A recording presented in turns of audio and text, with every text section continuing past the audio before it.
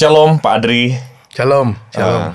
Selamat tahun baru nih Pak. Ya, selamat tahun baru juga. Nih rasanya udah lama banget nggak mampir ke ngopi bareng nih Pak ya. Iya, kapan ya terakhir ya? Mungkin setahun lebih sudah ya. Kayaknya iya sih Pak, bener. Iya. Sekali lagi thank you Pak Adri di tengah-tengah kesibukan harus berkeliling, mengajar juga, berkhotbah juga, ceramah juga Pak ya. Masih ada waktu untuk boleh ngopi bareng nih Pak ya. Iya, senang bisa sama-sama ngopi. Udah lama nggak ngopi sama-sama. Betul betul Pak. Iya. Hari ini kita akan ngomongin tentang malaikat. Malaikat, Gitu, Pak. iya. Iya.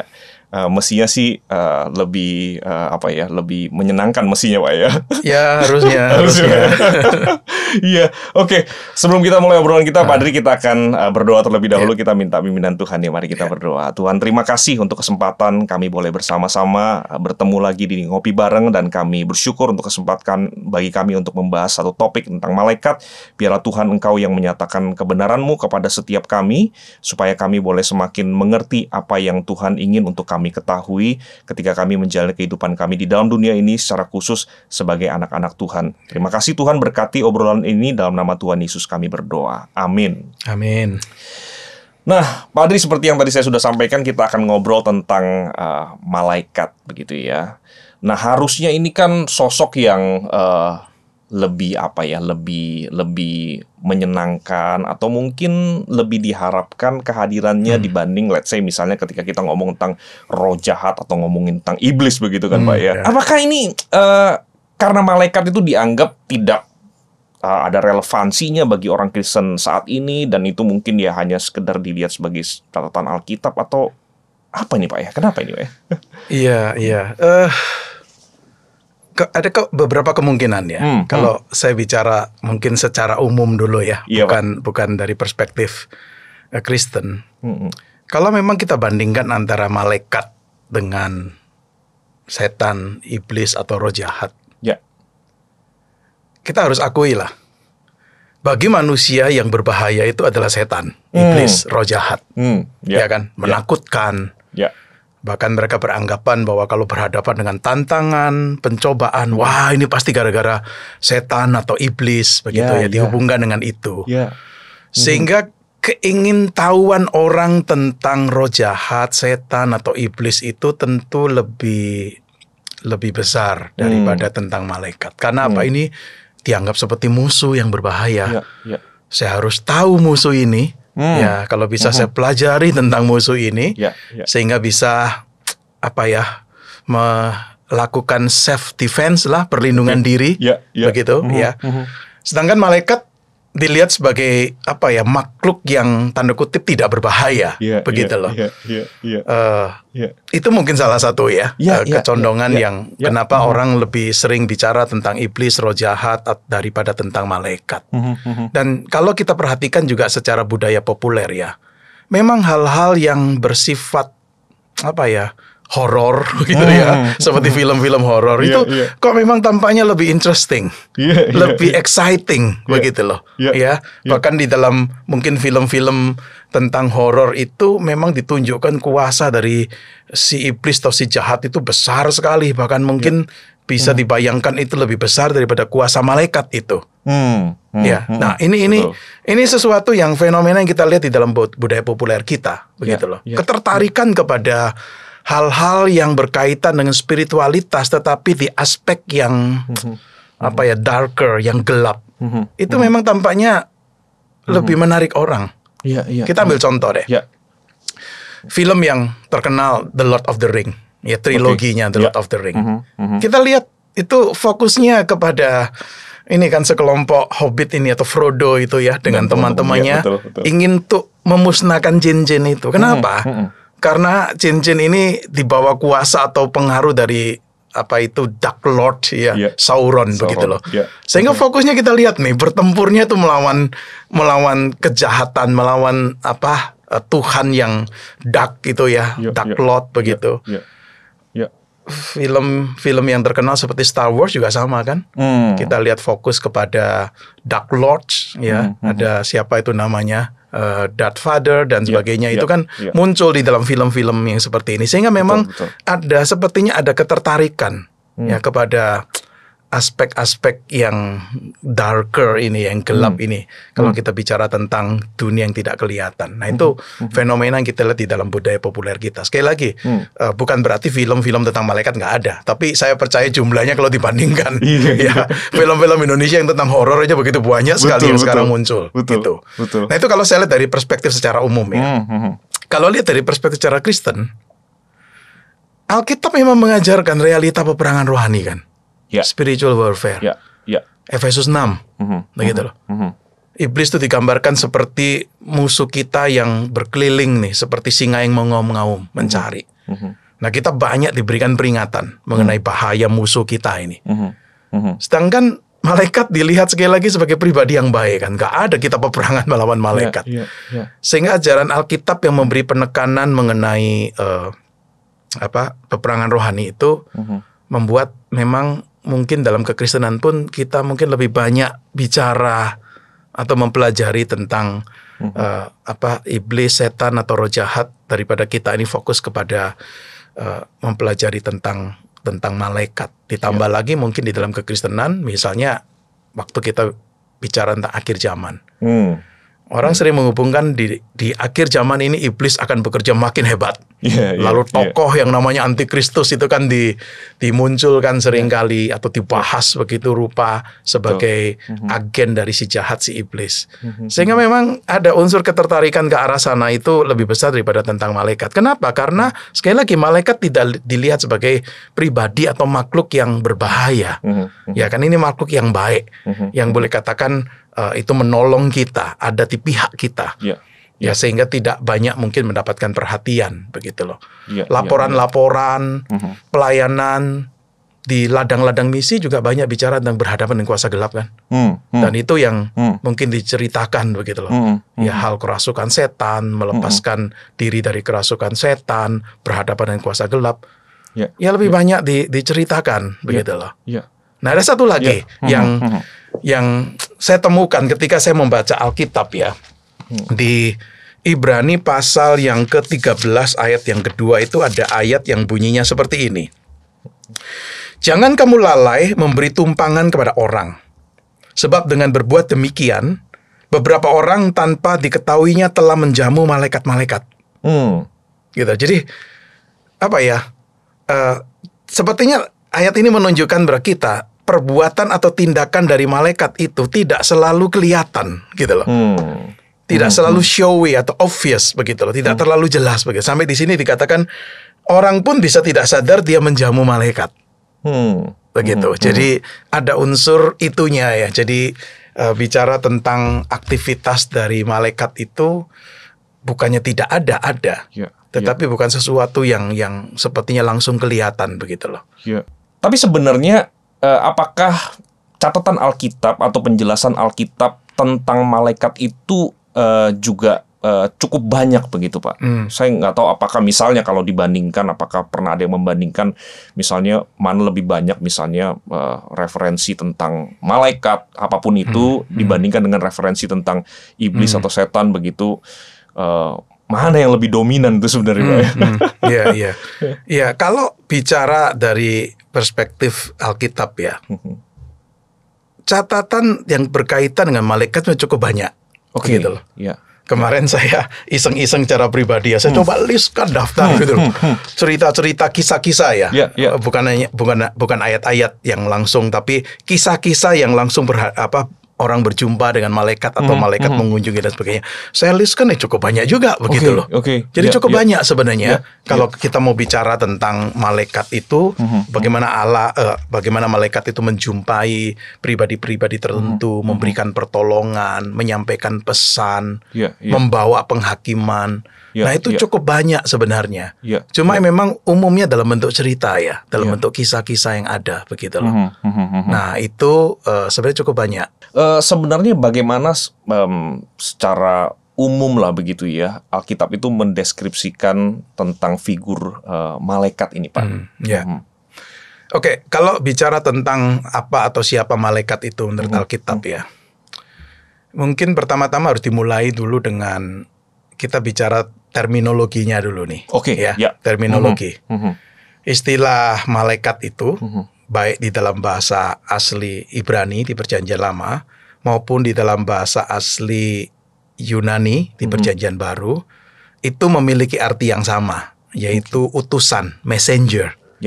Istilah utusan messenger itu bisa merujuk kepada utusan yang adalah manusia, ya human messenger. Tetapi memang juga bisa bicara mengenai divine messenger. Nah, kalau kita bicara tentang malaikat nih, ya tentu kita bicara aspek ini, divine messenger, begitu loh. Nah, ada istilah-istilah lain yang kita temukan sebenarnya di dalam Alkitab. Ya misalnya di dalam Perjanjian Lama itu juga malaikat itu juga disebut sebagai anak-anak Allah. Itu di kitab Ayub itu disebutkan kan, anak-anak Allah. Kemudian juga bisa disebut sebagai orang-orang kudus. Itu terjemahan Alkitab kita ya. Kemudian juga ada seperti di kitab Daniel diterjemahkan sebagai pengawas. Begitu. Nah, karena mungkin jumlah yang cukup besar, maka juga di dalam Alkitab khususnya di Perjanjian Lama itu kita bisa menemukan misalnya istilah jemaah orang-orang kudus. Itu bukan bicara orang-orang kudus ini umat Allah, bukan. Ini bicara tentang malaikat atau himpunan orang-orang kudus. Nah, itu juga bicara merujuk kepada malaikat. Ini kalau kita bicara istilah, terminologi ya. Nah, kalau di Perjanjian Baru beberapa istilah yang muncul itu misalnya berkaitan dengan bala tentara surga. Ini seperti satu host begitulah, heavenly host begitu ya. Bala tentara surga. Juga diterjemahkan sebagai roh-roh. Itu ada ayat yang menggambarkan malaikat-malaikat itu adalah roh-roh. Kemudian misalnya di Kolose pasal yang ke-1 ya ayat 16 itu digambarkan dengan ungkapan singgasana, kerajaan, pemerintahan, penguasa, begitu. Lalu ada istilah lain yang kita juga baca dalam Alkitab kalau terjemahan Indonesia yang sebelumnya itu penghulu malaikat. Kalau terjemahan yang sekarang itu adalah pemimpin malaikat. Gitu, archangel, itu ada rujukan kepada figur seperti Mikael begitu ya. Itu, nah secara istilah ya, ini kita bicara. Nah kalau didefinisikan berdasarkan apa yang Alkitab ajarkan, definisi yang mungkin saya bisa berikan berkaitan dengan malaikat itu, ini adalah makhluk spiritual, makhluk rohani. Yang memiliki penilaian moral, dan juga mungkin bisa kita katakan juga memiliki kecerdasan juga, begitu loh. Tetapi memang tidak memiliki tubuh, begitu. Jadi kita ini berhadapan dengan satu ciptaan Tuhan yang nggak punya tubuh, ini spirits begitu ya. Tetapi ini makhluk yang bersifat personal. Ya dan makhluk moral juga kita boleh sebutkan seperti itu. Itu kalau kita definisikan secara secara sederhana ya. Dari apa yang Alkitab ajarkan, baik dari kisah-kisah yang berkaitan tentang Alkitab maupun ayat-ayat yang menyinggung tentang Alkitab. Paling tidak kita bisa melihat ada beberapa karakteristik kalau saya boleh sebut. Beberapa karakteristik tentang malaikat itu. Tadi saya katakan malaikat itu ada spirits, roh begitu loh. Itu Ibrani pasal yang ke-1 itu ayat 14 jelas sekali mengatakan di sana. Bukankah mereka semua adalah roh-roh yang melayani? Mereka di sini merujuk kepada ayat sebelumnya Ibrani 1 ayat 13 yaitu para malaikat nih. Jadi bukankah para malaikat semua ini adalah roh-roh yang melayani. Jadi kita bicara ini adalah spirits begitu loh. Maka tidak terlihat karena tidak memiliki tubuh. Kecuali Allah membukakan. Ya ada kisah-kisah dalam Alkitab menunjukkan Allah membukakan, menyingkapkan sehingga kemudian orang bisa melihat. Tetapi sesekali malaikat itu memang bisa menampakkan diri di dalam bentuk tubuh manusia. Begitu. Maka kita lihat ada ya kan menjumpai Abraham, begitu di kisah di Kejadian pasal yang ke-18, menjumpai Lot di Kejadian pasal yang ke-19.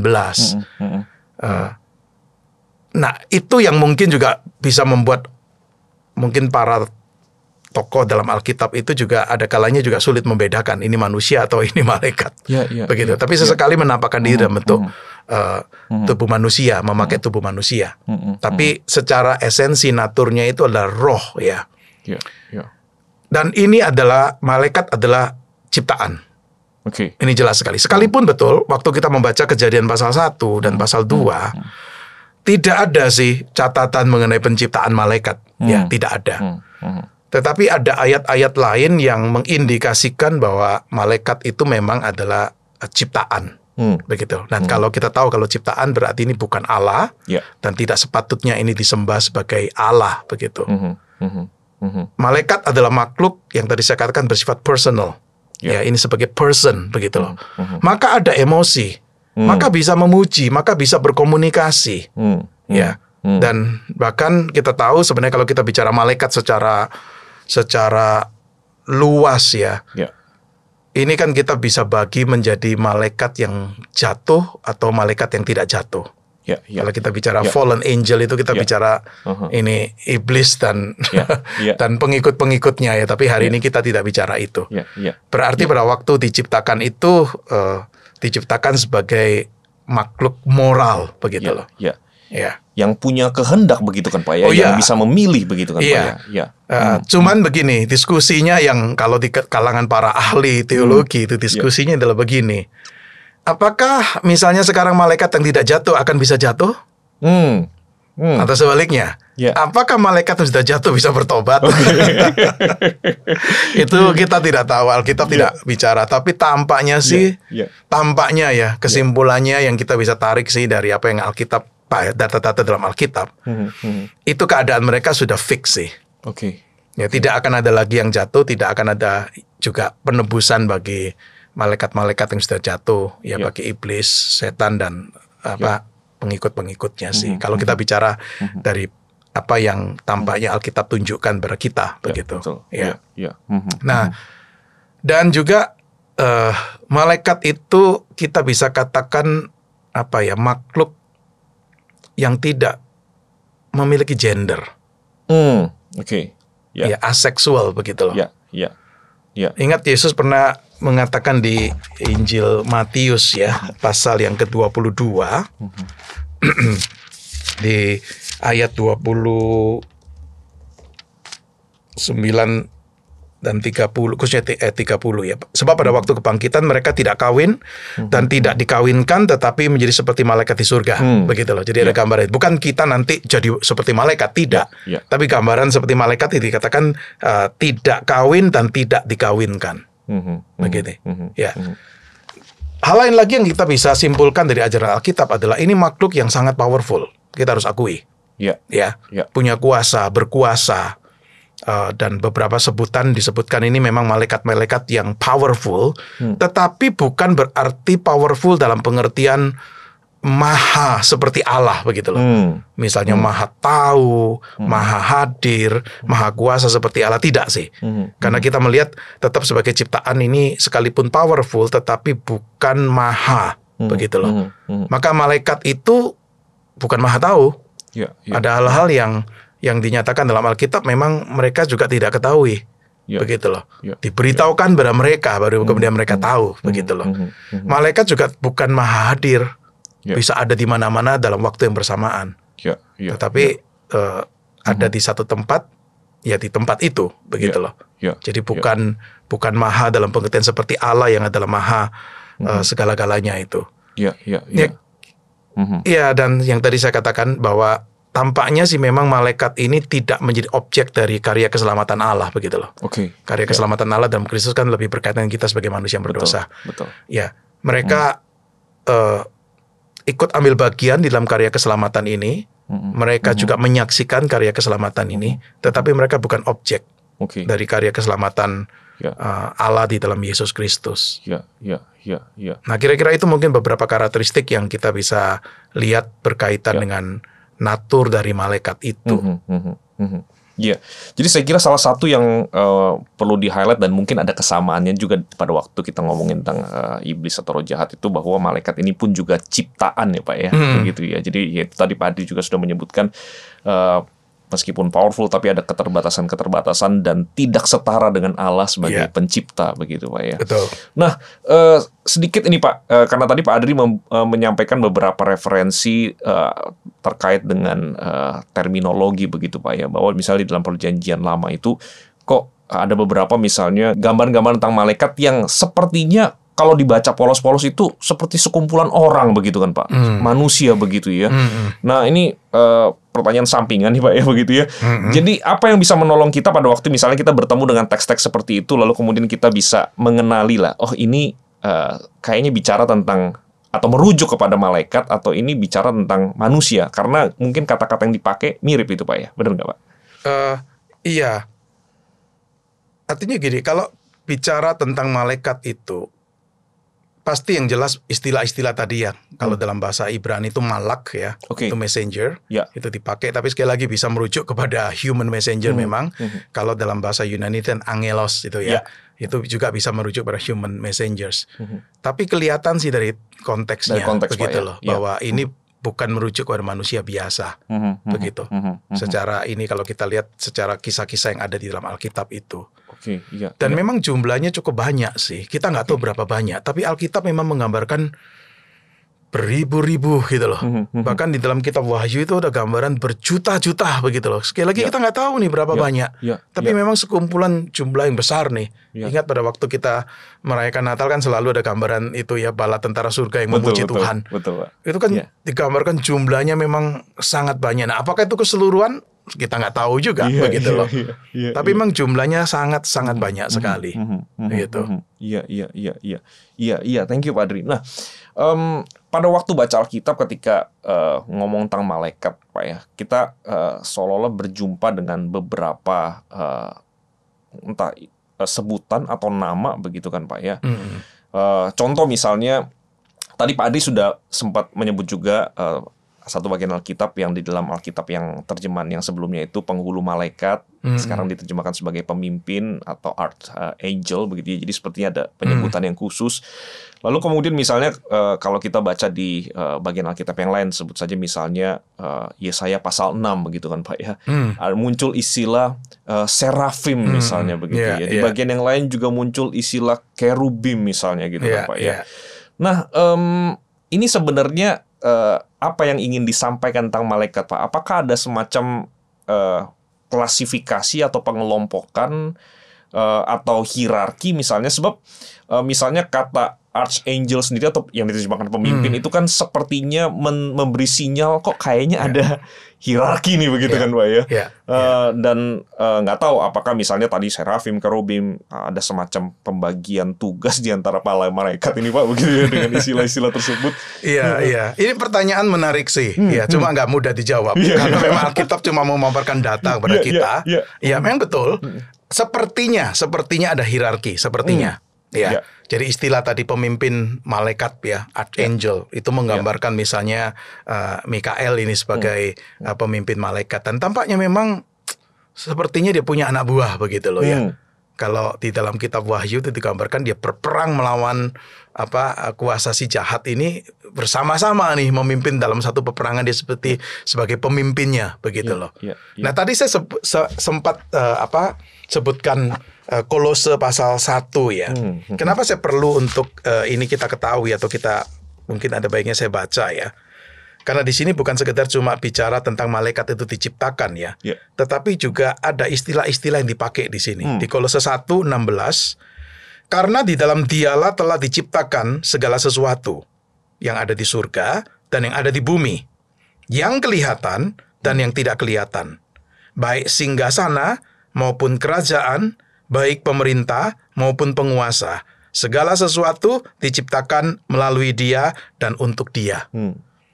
Nah, istilah-istilah yang di sini muncul ini, singgasana, kerajaan, pemerintah, penguasa, memang kita tidak tahu apa nih, tetapi kebanyakan para penafsir mengaitkan ini dengan ini memang kelihatannya ada urutan atau ada hierarki. Begitu loh. Di dalam dunia yang tidak kelihatan. Ya, kalau kita mengatakan dalam kaitan dengan para malaikat begitu ya. Selain itu juga muncul yaitu yang tadi Pak Luki sebut ya, serafim, Yesaya pasal 6. Kemudian kerubim juga beberapa kali disebut begitu loh. Jadi tampaknya memang ada istilah-istilah yang dipakai, dan tampaknya memang betul ada tugas-tugas khusus seperti tadi penghulu malaikat atau pemimpin malaikat yang diutus, seperti Mikael diutus dengan tugas khusus, ya. Tapi serafim itu digambarkan di Yesaya pasal 6 itu lebih ke arah memuji Tuhan, begitu ya. Sepertinya dekat dengan hadirat Tuhan. Begitu juga dengan kerubim. Kalau dalam Alkitab dikatakan Tuhan itu bertata di atas kerubim. Jadi sepertinya memang ada di dekat tahta Tuhan, gambarnya seperti itu. Nah itu mungkin mengindikasikan apakah ada tugas-tugas khusus yang memang ditunjukkan di sana. Tapi sekali lagi kita nggak jelas tentang itu. Kita nggak bisa memastikan bagaimana hierarki yang sebenarnya dan pembagian tugas yang sebenarnya. Itu sulit sekali kalau hanya berdasarkan istilah-istilah yang dipakai atau nama-nama yang disebut ini. Begitu loh. Nah memang sempat ada satu tulisan, kalau nggak salah dari abad yang ke-5 atau abad yang ke-6, tulisan yang bicara mengenai hierarki malaikat ini, gitu loh. Jadi hierarki di penghuni surga ini, ya ditulis oleh, diduga itu seorang yang bernama Dionysius, yang katanya ini adalah Dionysius yang bertobat waktu Paulus pelayanan di yang tercatat dalam Kisah Rasul pasal yang ke-17, salah seorang anggota Areopagus ya. Tetapi mungkin sulit sekali untuk kita memastikan ini orang yang sama, begitu loh. Tapi saya mungkin bukan bicara penulisnya, tapi bicara tentang isi dari buku ini. Yaitu isi dari buku ini memang menggambarkan, begitu loh. Ada hierarki. Ya disebutkan misalnya serafim, kerubim, dan kalau dalam bahasa Inggris sebutkan dominions atau kerajaan-kerajaan. Ini level 1. Lalu ada level 2. Lalu ada level 3. Level 3 ini archangel masuk di level 3. Kenapa? Karena lebih banyak urusannya dengan dunia, dengan manusia. Kalau yang di level 1 lebih dekat dengan Tuhan. Begitu loh. Ada pembagian ini. Menarik sih. Menarik. Tetapi pertanyaan yang muncul adalah begini, bagaimana dia tahu? Betul. Bagaimana dia tahu gitu loh. Sampai-sampai John Calvin itu membaca buku ini, mengomentari begini, ini pasti orang yang datangnya dari surga. Yang bukan hanya tahu, tetapi melihat langsung, begitu loh. Sehingga bisa mengatakan bahwa ini loh ada level 1, level 2, level 3. Dan memang tulisan itu sangat berpengaruh luar biasa loh. Di abad-abad pertengahan. Begitu mempengaruhi orang seperti Thomas Aquinas. Mempengaruhi mungkin doktrin dari denominasi tertentu. Begitu loh. Tapi sekali lagi kita sulit sekali untuk memastikan. Karena Alkitab gak menunjukkan hierarkinya seperti ini. Alkitab cuma memakai istilah-istilah ini. Maka bagi saya mungkin kita tidak seharusnya lah berspekulasi sampai semendetil begitu ya. Begitu. Mengenai level-level dari hierarki di dalam dunia penghuni surgawi atau malaikat ini. Ya sangat spekulatif sekali bagi saya. Karena Alkitab nggak tunjukkan hierarki itu. Alkitab cuma menunjukkan memang ada perbedaan dan bisa mengindikasikan ada hierarki. Tapi bagaimana hierarkinya, bagaimana klasifikasinya, bagaimana pembagian tugasnya nggak sangat jelas sekali, begitu loh. Nah, karena Pak Adi juga sempat menyebutkan sedikit yang ada kaitannya dengan tradisi lalu kemudian sejarah begitu Pak ya. Nah, bagaimana soal nama Pak? Sebab kan yang mungkin yang kita temukan di Alkitab itu kan ya Gabriel, yang Mikael, nama cuma 2. Ya gitu kan Pak. Yang malaikat yang disebut dengan nama hanya 2. Hanya 2 begitu Pak. Mikael dan Gabriel, begitu. Nah. Yang disebut sebagai pemimpin malaikat, Mikael. Gabriel nggak pernah disebut, tetapi orang menduga. Karena tugasnya dia tercatat di kitab Daniel, lalu tercatat juga di Lukas pasal 1 kan. Dia yang menemui Sakaria, menemui Maria. Begitu loh.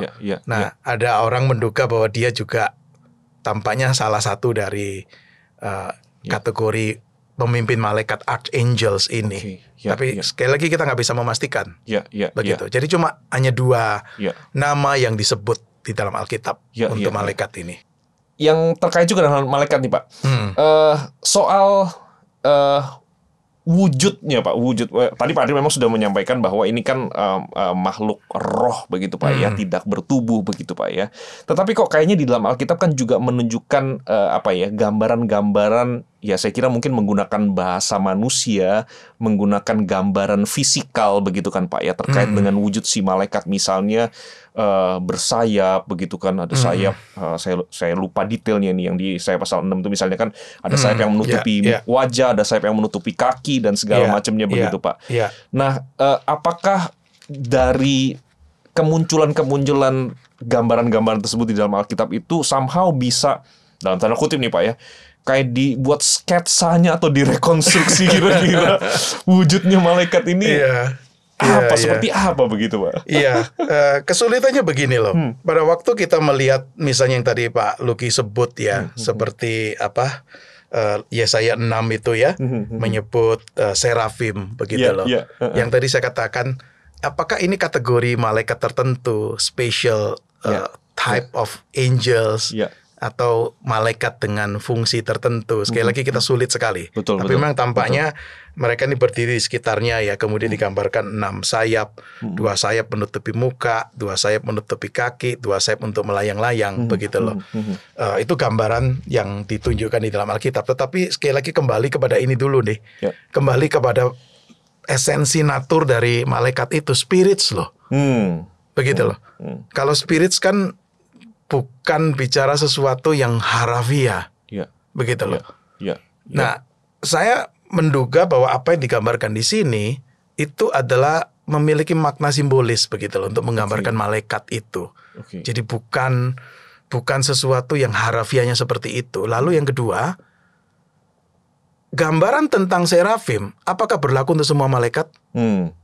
Kalau memang ini special type of angel, atau angel dengan special function. Mungkin kita nggak bisa katakan semua angel ada seperti ini, begitu loh. Itu kan karena waktu tadi saya sebutkan beberapa kali menampakkan diri dalam bentuk tubuh manusia, nggak ada sayapnya kan? Betul. Ya kan? Nggak ada sayapnya, begitu loh. Itu penampakan malaikat itu. Jadi malah orang bingung ini manusia atau malaikat, begitu loh. Nah, seperti itu sih. Betul. Jadi sulit sekali untuk kemudian mengeneralisasikan seolah-olah malaikat itu pasti punya sayap, begitu loh. Itu memang lebih ke arah penggambaran kita aja, melihat ada serafim seperti itu lalu kita generalisasikan seolah-olah semua malaikat punya sayap. Mungkin juga semua malaikat juga pakai apa itu alat musik. Betul. Harpa begitu. Nah, seperti itu sih. Jadi karena spirits ya. Kalau kita ngomong spirits mungkin dipakai gambaran-gambaran tertentu, bukan artinya harafiahnya begitu. Sama seperti kita gambarin tentang Allah begitu kan. Allah kan roh begitu loh. Betul. Pada waktu dipakai istilah-istilah manusia untuk menggambarkan Allah, bukan berarti Allah punya mata, Allah punya kaki. Ya kan, Allah berjalan-jalan bukan arti betul-betul Allah punya kaki ini berjalan. Allah punya mata, melihat bukan artinya betul-betul punya mata. Karena apa? Spirits gitu loh. Jadi saya lebih lebih berpandangan seperti itu. Begitu loh. Memang orang bisa berimajinasi mencoba menggambarkan malaikat itu seperti apa. Begitu, dari gambaran apa dalam Alkitab. Tapi yang gambaran tentang sayap cuma serafim. Atau mungkin gambaran tentang malaikat yang bisa terbang. Mungkin gara-gara ada 1-2 ayat yang sepertinya bisa bergerak cepat, kemudian terbang. Nah, apakah itu membuat orang berpikir ini punya sayap begitu ya? Tapi nggak ditunjukkan di sana dia punya sayap begitu. Tapi ya saya setuju dengan Pak Adri tadi, penekanan yang lebih esensial itu adalah naturnya itu spirit ya Pak, rohnya ya. Jadi gambaran-gambaran yang lain itu memang harus dipahami secara berbeda dibanding misalnya pemahaman kita sebagai manusia yang ya fisikal begitu kan Pak, melihat segala sesuatu itu dari apa namanya fisik dan segala macamnya. Sebab kadang-kadang kan suka gini Pak ya, maksudnya ada orang yang misalnya cerita begitu ya, aduh saya semalam mimpi gitu Pak ya, kayaknya lihat ada yang makhluk bersayap begitu ya. Wah, tuh kayaknya saya ketemu malaikat begitu kan Pak ya. Pengalaman seperti itu perlu diuji sih. Betul. Tidak semua orang yang mengatakan ketemu makhluk yang bersayap itu pasti identik dengan dia bertemu dengan malaikat. Betul Pak. Nah, Pak Adri, tadi kita sedikit banyak ngomongin tentang siapa itu malaikat begitu ya. Nah, mungkin pertanyaan yang juga menarik itu adalah apakah sebenarnya malaikat itu masih berperan aktif sampai hari ini? Kalau kita membaca Alkitab, kok kayaknya memang relatif aktif begitu kan Pak ya. Tadi Bapak juga sudah menyampaikan mencoba untuk membuat semacam daftar kemunculan tentang malaikat begitu ya. Jadi sedikit banyak kan menggambarkan bahwa memang malaikat ini aktif begitu ya di dalam perjanjian lama, perjanjian baru, atau setidaknya di masa lalu lah begitu Pak ya. Nah tapi ya hari ini, atau misalnya dibandingkan antara perjanjian lama dengan perjanjian baru saja, makin ke belakang, kecuali mungkin kitab Wahyu Pak ya, tapi makin ke belakang kok kayaknya enggak terlalu menonjol lagi begitu ya kemunculannya begitu ya.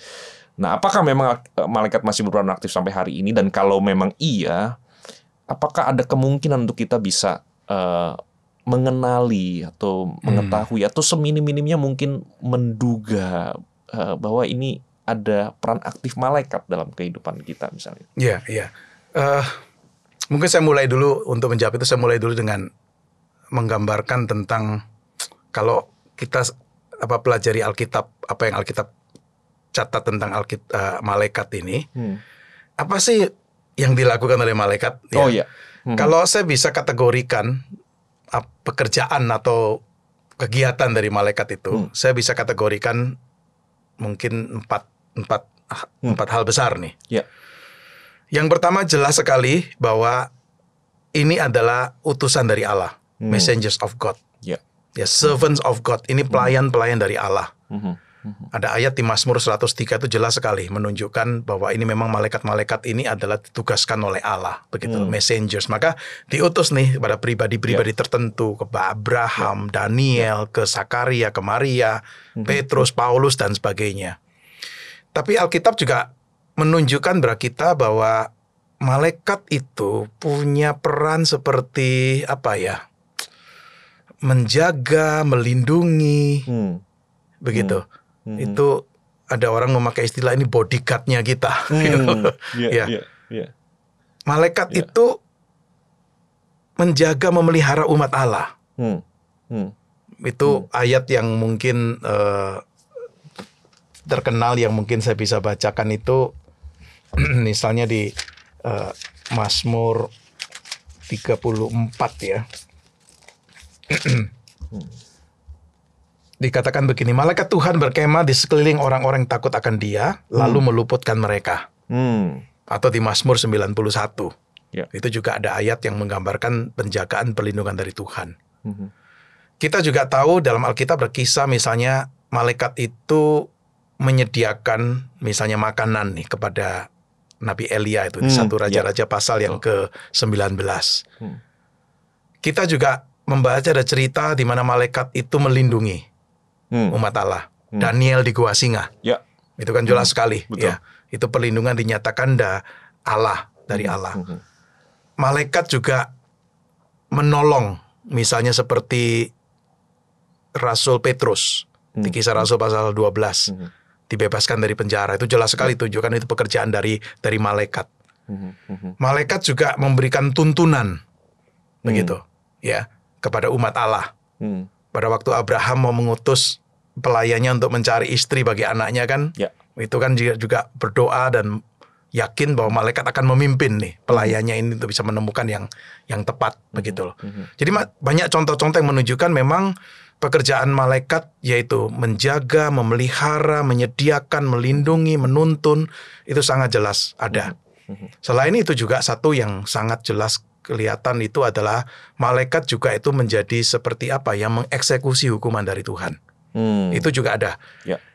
Ingat Kisah Rasul pasal yang ke-12 ketika Herodes yang sombong itu dikatakan ditampar gitu oleh malaikat kemudian mati.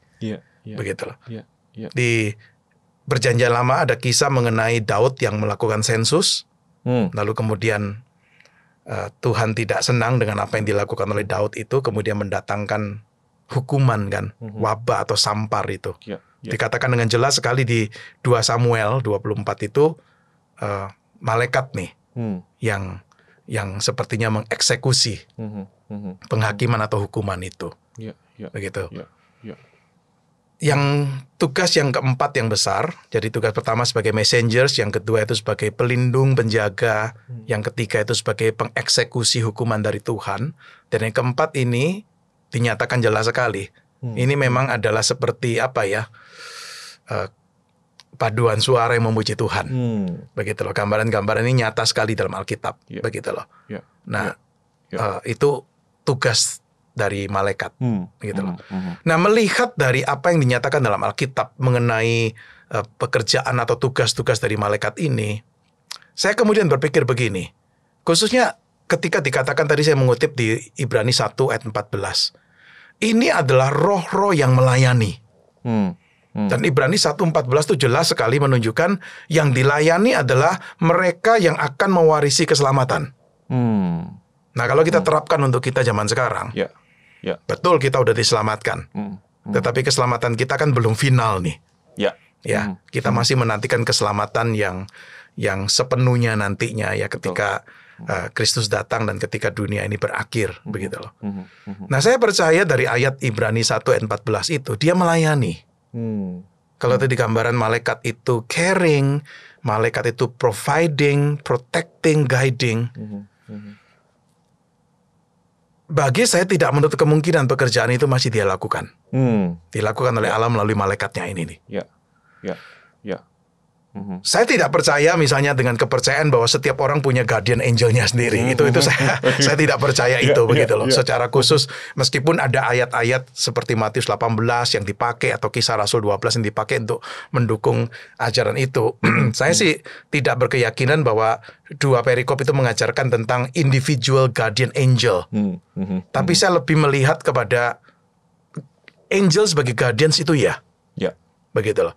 Jadi ada pengalaman-pengalaman di dalam hidup kita yang mungkin memang itu pekerjaan Tuhan melalui malaikatnya. Nggak menutup kemungkinan. Begitu loh. Saya memiliki satu keyakinan apapun yang Tuhan lakukan melalui malaikat ini, itu jelas adalah untuk kebaikan bagi umatnya. Nah, pertanyaan Pak Luki tadi bagaimana tahu? Ini sesuatu yang tidak mudah dijawab. Karena saya percaya jangan kita expect mungkin intensitasnya itu sama seperti di masa PL atau di masa PB.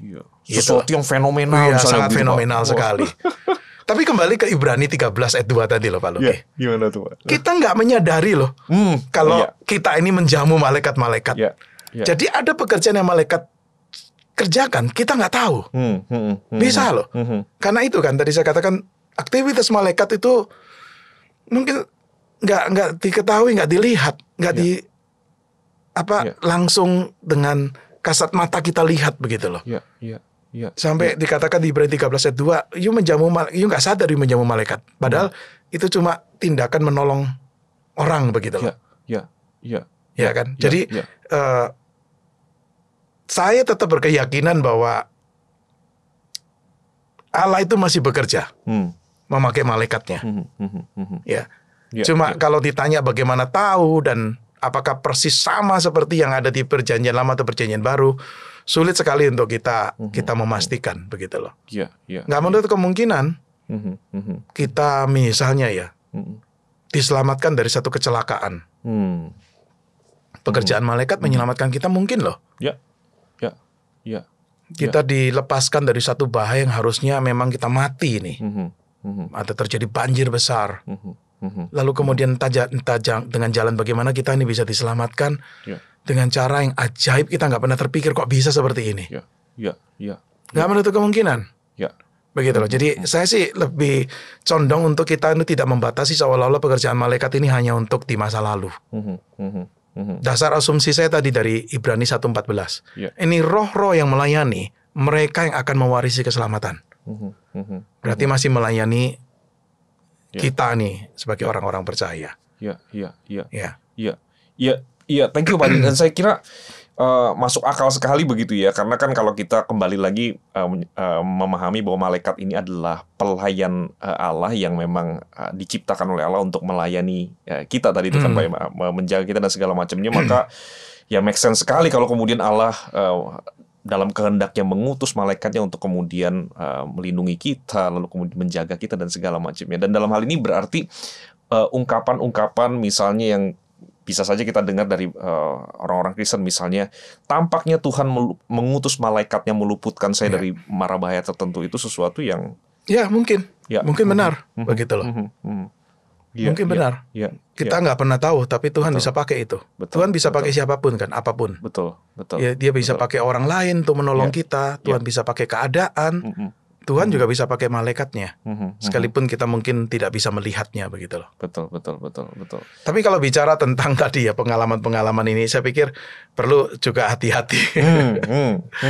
Ada kalanya itu ada spekulasi yang terlalu berlebihan gitu loh. Saya pernah baca bukan buku lah, satu tulisan orang mengomentari satu buku tentang penampakan malaikat. Karena si penulisnya tuh mengatakan bahwa malaikat menampakkan diri dalam bentuk anjing. Wah, saya nggak membaca bukunya, tapi membaca komentar orang begitu loh tentang penulis yang bisa meyakini malaikat pun bisa muncul dalam bentuk anjing begitu. Saya agak skeptik sih terus terang untuk seperti itu begitu loh. Karena Alkitab nggak pernah menggambarkan penampakan malaikat itu dalam bentuk binatang tertentu begitu ya. Jadi artinya kalau bicara tentang kemungkinan penampakan Alkitab malaikat di zaman sekarang atau pertolongan Alkitab zaman sekarang, tetap bagi saya itu harus konsisten dengan apa yang Alkitab ajarkan, begitu loh. Tidak bertentangan dengan apa yang Alkitab ajarkan. Kalau saya lebih berpegang pada prinsip seperti itu. Nah, Pak Adri, ada banyak penjelasan yang saya kira tadi sangat menolong sekali begitu ya, termasuk tadi saya hampir nanya tuh udah soal personal atau individual guardian angel, tapi sudah langsung dijawab gitu Pak ya. Iya.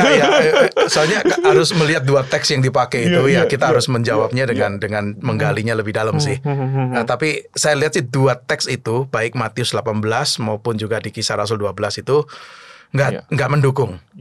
Begitu loh. Lebih baik kita melihat secara umum begitu loh. Tuhan sediakan itu angels memang untuk melindungi kita, tapi nggak ada yang khusus. Guardian angel seolah-olah Pak Luki punya satu yang seterusnya sampai mati itu satu itu. Saya kok nggak yakin begitu Alkitab mengajarkan seperti. Meskipun itu pandangan cukup populer loh, cukup populer begitu. Dan bagi saya dasarnya itu sangat lemah sekali memakai dua ayat di dalam Alkitab itu. Nah, by the way, mereka yang maksudnya menyimpulkan bahwa tiap orang punya guardian angel itu menyampaikan alasan apa Pak? Maksudnya sampai bisa meyakini seperti itu dari dua teks itu Pak? Iya, dari dua teks itu. Karena kan mungkin yang paling jelas tuh mungkin saya bacakan aja supaya kita ada gambaran ya. Betul. Misalnya di Matius pasal yang ke 18 ayat ke-10 ya. Ini kan Yesus bicara tentang katakanlah mungkin anak-anak yang kecil ya. Ingatlah jangan menganggap rendah salah seorang dari yang kecil ini, sebab aku berkata kepadamu malaikat mereka di surga selalu memandang wajah Bapakku yang di surga. Begitu loh. Jadi Yesus mengatakan itu jangan hina nih yang anak-anak kecil atau orang-orang yang kecil ini. Kenapa? Sepertinya kesannya begitu kan. Malaikat mereka di surga itu selalu memandang wajah Bapak begitu loh.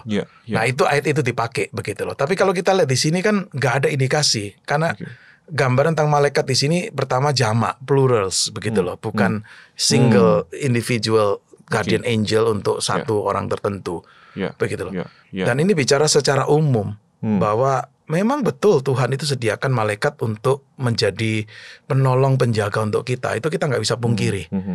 Dan ini bicara tentang, saya rasa bukan hanya untuk anak-anak kecil ya, tetapi kita percaya ini untuk seluruh orang percaya di dalam Tuhan. Begitu loh. Bahwa kita justru melalui ayat ini justru kita punya keyakinan nih bahwa Tuhan itu masih bisa memakai malaikat ini untuk menjaga kita. Begitu. Iya, betul Pak. Iya. Nah, terakhir nih Pak,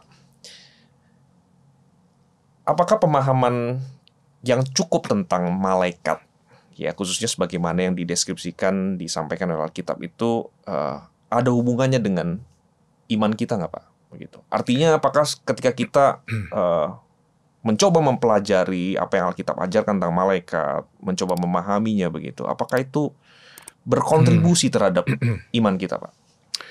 Ya. Saya punya keyakinan begini, setiap ajaran Alkitab tentang sesuatu, tentang Allah, tentang Kristus, tentang keselamatan, yang seringkali kita sebut dengan doktrin-doktrin itu, betul memang sih mungkin areanya lebih banyak, seperti pengetahuan kognitif ya di knowledge kita. Tapi saya percaya itu sangat berpengaruh pada iman kita, begitu loh. Ajaran tentang malaikat saya percaya juga berpengaruh pada iman kita. Begitu. Bukan hanya memuaskan keingintahuan kita tentang siapa itu malaikat atau apa itu malaikat, tugasnya malaikat itu apa. Tapi semakin kita ada waktu untuk mempelajari lebih dalam lagi ya, melihat ayat-ayat yang ada, merenungkan bagaimana Tuhan itu bekerja melalui para malaikat ini. Saya percaya sangat berdampak pada iman kita. Misalnya begini, ajaran tentang malaikat, atau dalam arti yang lebih luas lagi ya, unseen realities ini, mengingatkan pada kita bahwa dunia yang unseen itu real, begitu loh. Iya kan? Banyak orang sekarang tuh berpikir cuma pokoknya yang material ini aja, gitu loh, nggak berpikir yang di luar. Mereka menolak tentang Allah, bahkan menolak juga tentang malaikat, tentang setan dan sebagainya. Tapi ajaran Alkitab menunjukkan tidak, ini sesuatu yang sangat real sekali, begitu loh. Dan Allah memakai malaikatnya, itu berarti Allah itu memakai persons, begitu loh. Jadi di dalam karyanya atau providensianya, pekerjaan Tuhan adalah bersifat personal, begitu, bukan impersonal. Seringkali kan orang mengatakan, cuma kebetulan ini terjadi, karena ada faktor-faktor alamiah yang membuat seperti ini. Iya, mungkin bisa seperti itu. Tapi jangan batasi penjelasannya cuma di sana, begitu loh. Jadi sepertinya kok ada kekuatan yang impersonal, tapi saya tetap percaya Tuhan pun bisa memakai satu kekuatan untuk makhluk yang personal, begitu loh. Jadi mengingatkan bahwa kita dunia yang tidak kelihatan itu memang real, itu memang ada, begitu.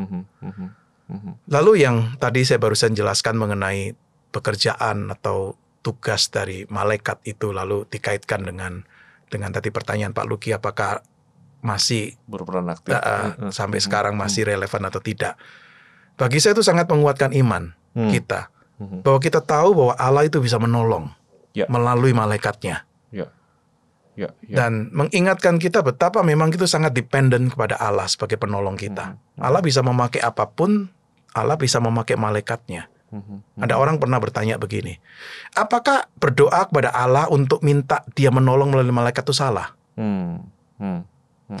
Yang salah you berdoa kepada malaikat, itu salah. Betul. Tapi bagi saya kalau you berdoa kepada Allah, meminta pertolongan malaikat nih, bagi saya apa salahnya, begitu loh. Saya tuh teringat teks yang perkataan dari Yesus itu ya, yang Yesus pernah mengatakan begini ya, di Matius 26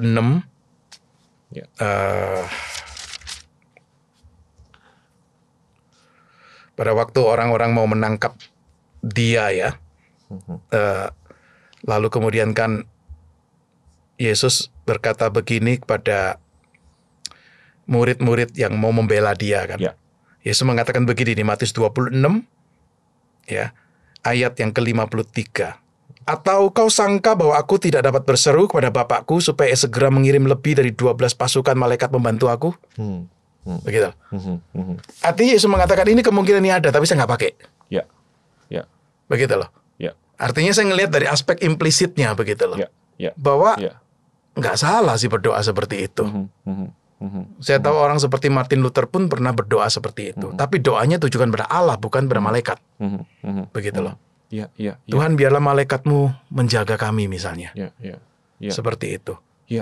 Nah, mengingatkan kita, begitu loh. Bahwa Allah adalah Allah yang sanggup untuk menolong, dan dia bisa memakai apapun termasuk malaikatnya untuk menolong kita. Bagi saya itu sangat menguatkan iman kita, begitu loh. Dan kita butuh figur Allah yang seperti itu. Betul. Itu. Jadi bagi saya relevan untuk iman kita. Ada satu lagi yang menarik perhatian saya kalau kita bicara tentang hubungan antara apa yang kita ketahui atau ajaran Alkitab tentang malaikat dengan iman kita. Itu adalah begini, pada waktu kita ini beribadah memuji Tuhan, gitu. Menarik sekali di Ibrani pasal 12 itu ada gambaran bahwa sepertinya kita ini bergabung dengan kumpulan para malaikat yang memuji Tuhan, begitu. Wah, saya suka ini Pak. Nah, karena saya ini bidangnya Pak Luki yang berkaitan dengan worship, begitu. Iya, gimana tuh Pak? Jadi artinya saya lihat betapa seriusnya worshipnya kita itu. Betul. Worship kita itu digambarkan di Ibrani 12 ayat 22, 23 itu seperti kita ini joining the angel, worshiping God, begitu loh. Itu bagi saya itu sangat luar biasa waktu saya merenungkan begitu loh. Jadi bersama-sama nih dengan para malaikat tadi saya katakan salah satu tugas utama mereka itu ada seperti paduan suara kan memuji Tuhan. Dan mereka tahu Allah memang layak disembah, maka mereka menyembah Allah yang seperti itu. Begitu loh. Nah, gambaran seperti itu digambar kita nih seperti bergabung sepertinya begitu loh. Tapi itu tuh bagi saya sangat menekankan betapa pentingnya worship itu. Beribadah memuji Tuhan itu. Menarik sekali ketika kita membahas topik ini dan kemudian kita mencoba untuk menggali Alkitab. Nah, firman Allah itu ternyata banyak sekali kaitannya dengan kehidupan kita. Bahkan termasuk kehidupan yang sehari-hari yang tadi Pak Adri sudah sampaikan khususnya di bagian yang terakhir. Dan bersyukur sekali, saya pun juga belajar banyak. Saya yakin rekan-rekan yang menyaksikan juga belajar banyak. Dan kita percaya ada anugerah Tuhan yang akan menguatkan iman kita pada waktu kita bisa belajar seperti ini, Pak. Ya, memang waktu kita terbatas juga karena memang naturnya kita ini kan bukan acara pembinaan ya, tapi ngobrol begitu ya. Jadi sebenarnya masih ada banyak aspek yang kita bisa pelajari lebih mendetail ya, misalnya melihat mungkin teks-teks Alkitab yang memang sangat kuat sekali menggambarkan tentang. Tapi itu sih bukan acara kita sih, tapi saya ingin memberikan semacam intisari lah apa yang Alkitab ajarkan secara general nih tentang malaikat ini. Thank you banget Pak Adri. Kalau kapan-kapan ada kelas, karena Pak Adri mengajar juga di STT Amanat Agung Pak ya, kalau ada kelas tentang doktrin malaikat, nah boleh informasinya nanti disampaikan Pak, kita bisa publish begitu ya. Saya belum pernah duduk di kelas yang dimana orang mengajarkan doktrin angels. Nah, itu Pak. Belum pernah. Iya, saya rasa di STT juga mungkin nggak ada atau jarang sekali. Begitulah. Ada bagian khusus bicara tentang angels, begitu. Jadi dinantikan Pak kapan waktunya. Iya. Sekali lagi thank you Pak Adri untuk waktunya. Senang bisa ngopi bareng. Ya, sangat memberkati ya. Kita akhiri obrolan kita berdoa kepada Tuhan ya Pak. Mari kita berdoa. Terima kasih Tuhan untuk berkat Tuhan yang senantiasa Tuhan sediakan pada waktu kami mencoba untuk membahas sebuah topik, lalu kemudian mencarinya, menggalinya dari kebenaran firman-Mu. Kami bersyukur karena firman-Mu itu firman Allah yang hidup, yang senantiasa menyatakan kepada kami kebenaran yang ingin Tuhan nyatakan. Kami bersyukur melalui obrolan hari ini kami boleh belajar banyak hal, dan Tuhan berkati supaya apa yang kami pelajari tidak hanya menambah pengetahuan kami saja, tetapi sekali lagi boleh menyadarkan kami, mengingatkan kami betapa ajaibnya Engkau Tuhan, betapa Engkau mengasihi kami, dan biarlah iman setiap kami dikuatkan. Terima kasih, kami bersyukur padamu Tuhan. Berkati hamba-Mu Pak Adri di dalam pelayanan dan juga di dalam kehidupan beliau, untuk senantiasa boleh mendapatkan hikmat, kekuatan untuk boleh mengerjakan apa yang Tuhan percayakan, dan berkati juga seluruh rekan-rekan kami yang menyaksikan program ini. Terima kasih Tuhan, di dalam nama Tuhan Yesus kami berdoa. Amin. Amin. Thank you Pak Adri. Oke, thank you sama-sama. STT Amanat Agung adalah sekolah teologi yang didirikan oleh Sinode Gereja Kristus Yesus pada tahun 1997, berlokasi di Kompleks Greenfield, Jakarta Barat. Sejak 15 tahun lalu, STT Amanat Agung menempati 2 gedung di Jalan Kedoya Raya nomor 18, Jakarta Barat. Saat ini, STT Amanat Agung adalah anggota dari Perkumpulan Sekolah-Sekolah Tinggi Teologi di Indonesia atau Perstia dan Asia Theological Association. Dalam perjalanannya, STT Amanat Agung selalu berkomitmen untuk menghasilkan lulusan-lulusan yang berkualitas untuk melayani di ladang Tuhan. Di antara begitu banyaknya kegiatan dan program di STT Amanat Agung, beberapa waktu terakhir ini kami berkonsentrasi untuk mengerjakan 3 hal secara intens. Pertama, kaum muda. Sejak tahun 2012, STTAA mendirikan Pusat Studi dan Pengembangan Pelayanan Kaum Muda yang aktif melakukan berbagai penelitian seputar pelayanan kaum muda, yang hasilnya didiseminasikan melalui simposium, youth forum, dan juga jurnal pelayanan kaum muda. Kegiatan-kegiatan strategis meliputi Youth Leaders Conference, Christian Youth Camp, mentoring terhadap pelayanan kaum muda di gereja lokal menjadi wadah penting bagi eksplorasi pengembangan pelayanan kaum muda. Untuk memperkuat basis pelayanan kaum muda, mulai tahun 2018, program studi MTH dengan konsentrasi pelayanan kaum muda diadakan. Kedua, sekolah-sekolah teologi di Indonesia. STTAA terbeban menjadi mitra bagi sekolah-sekolah teologi di Indonesia yang bergumul mendapatkan dosen-dosen berkualitas. Untuk itu, kami memberikan beasiswa penuh bagi calon dosen STT lain melalui Center for Faculty Development untuk studi S2 Teologi di STTAA dan mendapatkan pengalaman belajar yang khusus dalam persiapannya menjadi seorang dosen teologi. Ketiga, Marketplace Ministry. STTAA terus berupaya menghadirkan teologi di ruang publik yang diwujudkan dengan mendedikasikan satu program studi, yakni program studi Magister Ministry, khusus untuk memperlengkapi kaum awam yang aktif menghidupi panggilan, iman, dan pekerjaannya di marketplace. Masih ragu mendaftar ke STT Amanat Agung?